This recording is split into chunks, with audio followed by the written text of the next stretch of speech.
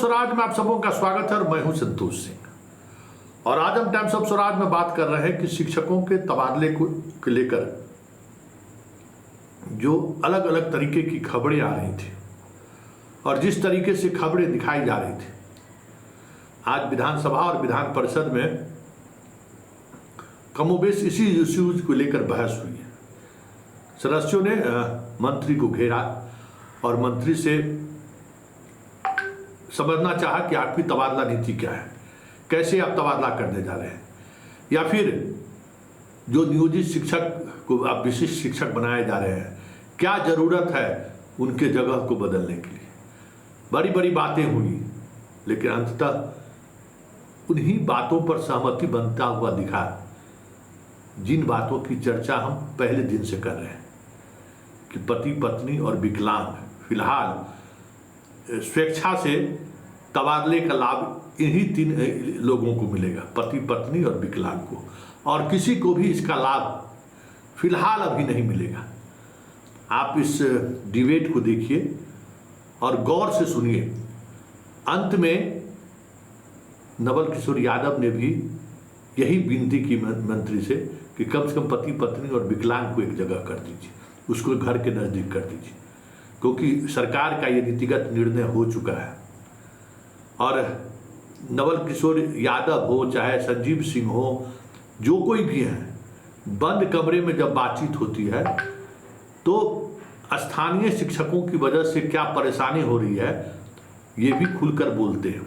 शिक्षा मंत्री के सामने भी बोलते हैं और शिक्षा विभाग के अपर मुख्य सचिव के सामने भी बोलते हैं। सदन में भी उन्होंने सारी बातें उन्होंने रखी है, लेकिन साथ ही उन्होंने चलते चलते बस एक ही बात की आरजू की उन्होंने कि पति पत्नी और दिव्यांग को अनुकूल जगह पर पोस्टिंग हो जाए। ये सरकार को जरूर सोचना चाहिए। जरा उस पूरे डिबेट को सुनिए। बीच में संजीव सिंह भी आते हैं, उन्होंने भी अपनी बातों को रखा है। तो ये दोनों जो शिक्षक संघ से सुने हुए लोग हैं क्या कह रहे हैं और मंत्री ने फिर क्या दोहराया है, उन्हें सुनिए। और हमें लगता है कि उसके सहारे आप समझ जाएंगे कि सरकार तबादले नीति को लेकर क्या सोच रही है। कोई मामला नहीं था। राज्य सरकार ने घोषणा किया कि हम जो नियोजित शिक्षक हैं उनको हम अब अस्थायी करना चाहते हैं। आप बिहार पब्लिक सर्विस कमीशन जो आपने मापदंड तय किया, उस मापदंड पर शिक्षकों ने आपके आदेश पर परीक्षा दिया। आपने यह नहीं कहा था कि आपको हम पटना से उठा के कटिहार कर देंगे। आपका कहीं से यह घोषणा नहीं था।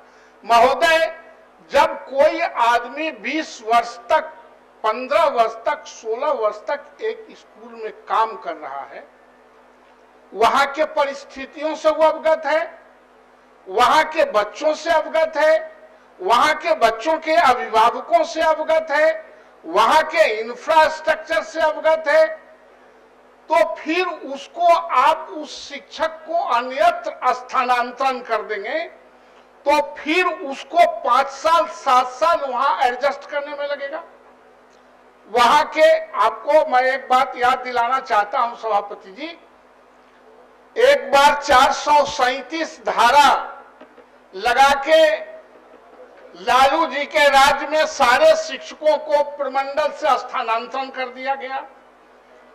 95 में सारा स्कूल चरमरा गया। उसका कारण यह था कि पहले जो शिक्षक जहां पढ़ाते थे वर्षों से, वहां के बच्चों को भी जानते थे और बच्चों के अभिभावक को भी जानते थे, स्कूल को भी जानते थे, नजर दिखा के भी और कलम चला के भी वो नियंत्रण करने का वो जिम्मा लिए थे। हमारा स्कूल नियंत्रित था।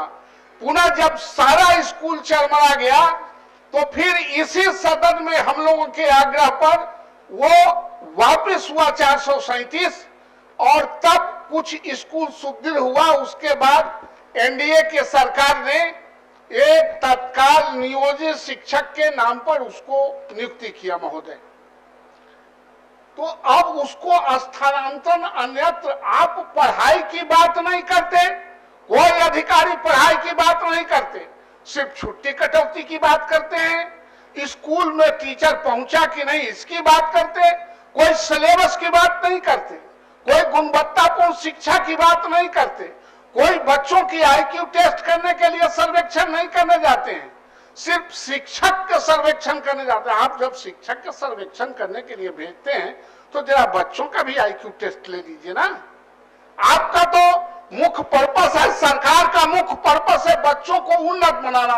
गांव गरीब किसान मजदूर जो डाउन ट्रोडन के बच्चे हैं, कोई अच्छे लोगों के बड़े लोगों के बच्चे तो आपके यहां पढ़ते नहीं है, उसको आप उन्नत बनाना चाहते हैं तो आप उस पर मॉनिटरिंग नहीं करते हैं। आपके अधिकारी आलतू फालतू का एक स्कैंडल खड़ा करते रहते हैं। महिलाओं को आपने जो पोस्टिंग कर दिया यहां से एक जिला से 4 जिला पार करके 500 किलोमीटर दूर पर, अगर पटना में हुआ तो पटना से महिलाओं को कर दिया 50 किलोमीटर 100 किलोमीटर दूर पर। ये क्या है? अच्छा, जो शिक्षक जाने में ही हरास हो जाएगा 100 किलोमीटर, वो पढ़ाएगा क्या? ये मजदूरी का काम करना है, ये ब्रेन का काम करना है, ब्रेन ड्रेन करने वाले लोग हैं। इसलिए सरकार को और अधिकारियों को एक मंसूबा रखना चाहिए कि शिक्षकों से इनका कोई झगड़ा नहीं है। शिक्षकों को प्रताड़ित करने के दृष्टिकोण से शिक्षा नहीं चलता है। शिक्षा स्कूल को बेहतर करने से, शिक्षक को बेहतर करने से चलता है। इसलिए महोदय, और जो 2020 में इनके नीति बने हुए हैं उसके कंडिका 14 का हम अनुपालन चाहते हैं, और हम चाहते हैं कि महिलाओं का और जो ये शिक्षक जिनको अस्थायी कर रहे हैं बिहार पब्लिक सर्विस कमीशन के माध्यम से, उसको ऐच्छिक स्थानांतरण करते भी हैं तो आप ऐच्छिक स्थानांतरण करें, ताकि आपको जो आज ऐप से मॉनिटरिंग कर रहे हैं, पहुंचा कि नहीं पहुंचा, पढ़ाया कि नहीं पढ़ाया, ये मॉनिटरिंग नहीं करते हैं। आप मॉनिटरिंग कीजिए कि पढ़ाया कि नहीं पढ़ाया, हमारा सिलेबस पूरा हुआ कि नहीं। अभी अगवाव हो गया है महोदय, स्कूल में बच्चा नामांकन +2 में लिया नहीं और उधर से बोर्ड से आ गया क्वेश्चन और कॉपी की परीक्षा किसका लेगा? जब आपने नामांकन नहीं लिया, आपने नामांकन का नहीं निकाला तो किससे ले लेगा?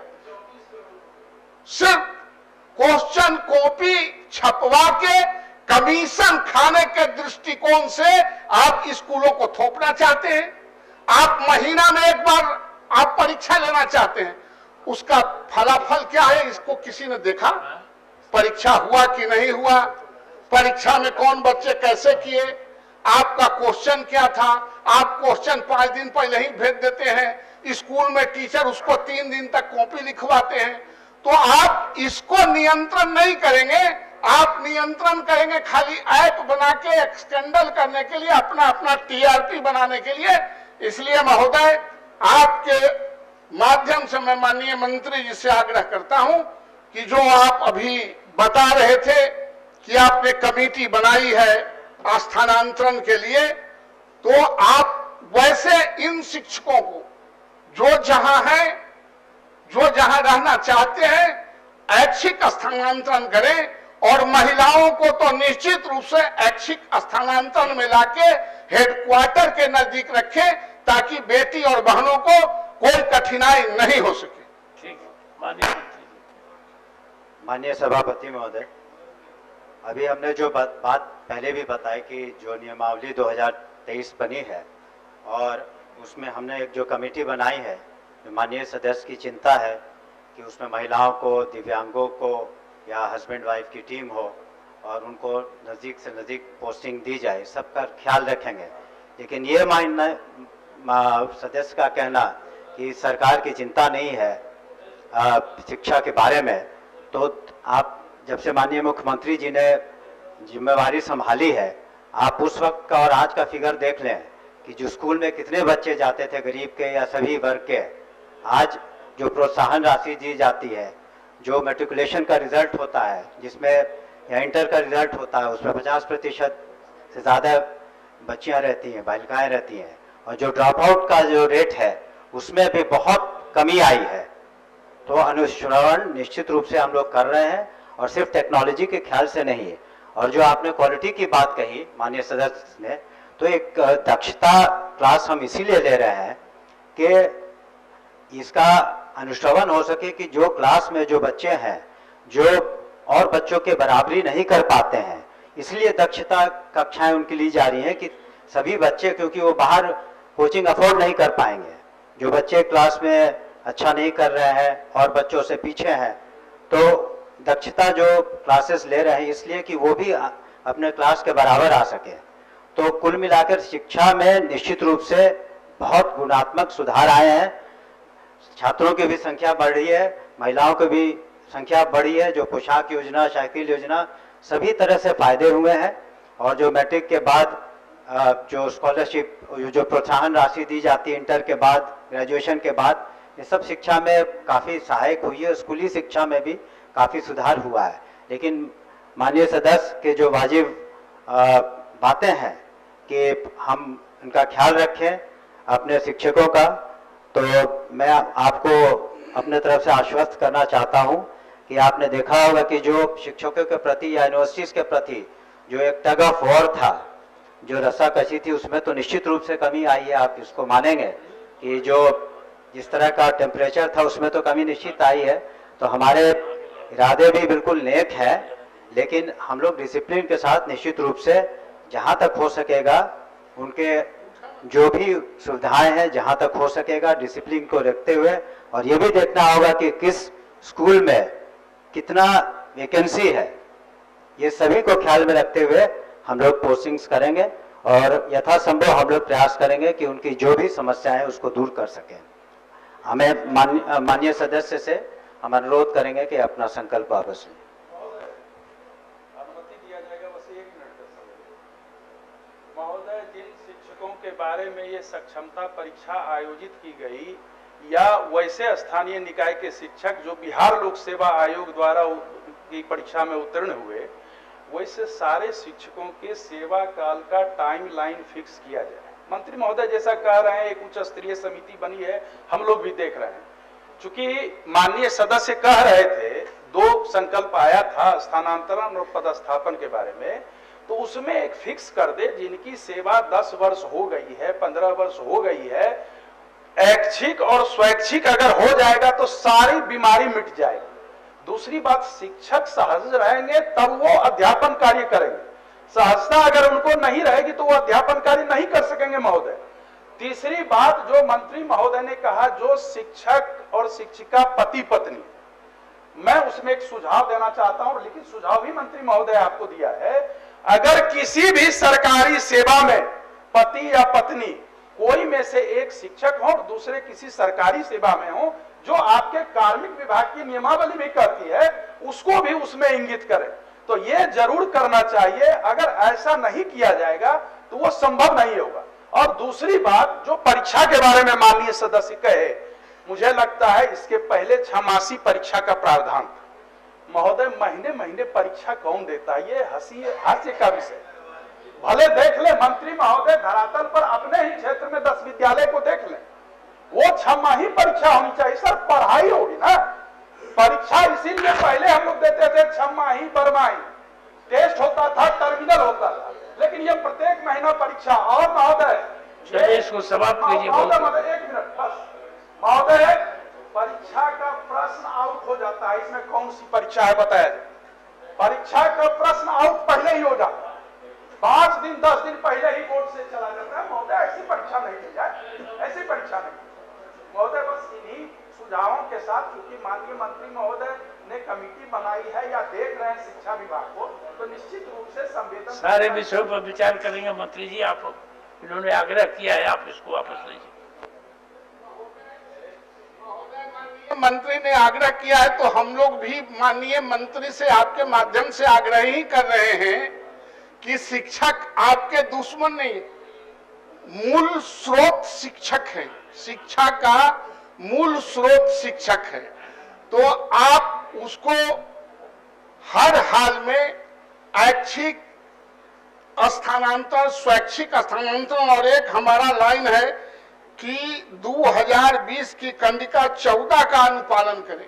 आप सारे चीजों को देख के आपने कहा कि पहले से हमने राज्य सरकार को संतुलित किया है, अब उस तरह का एक स्कैंडल नहीं हो रहा। निश्चित रूप से हो रहा है, हम लोग भी स्वीकार करते हैं। ठीक है, इसको आगे मत लेकिन बढ़ाइए। महोदय आगे नहीं बढ़ा रहे हैं। आपके माध्यम से आग्रह कर रहे हैं कि अगर बेहतर शिक्षा देना है, शिक्षा को चलाना है, तो स्थानांतरण हर हाल में ऐच्छिक और स्वैच्छिक करें। महिलाओं को हेडक्वार्टर और कम्युनिकेशन के जगह पर करें, दिव्यांगों का करें। अगर ऐसा नहीं हुआ महोदय, तो शिक्षा को आप हंटर भांजते रहेंगे, आप ऐप पर बनवाते रहेंगे, आपके यहां से लोग जाएंगे, वहां से 1,000 रुपया 500 रुपया लेके वहां काम फिट हो जाएगा। इसलिए हम चाहते हैं कि राज्य सरकार जो चाहती है बिहार की शिक्षा को उन्नत बनाना, वो बनाने का यह सबसे बड़ा जरिया है कि आप शिक्षक को प्रसन्न रखें। महोदय, यही माननीय मंत्री से हम जानना चाहते हैं।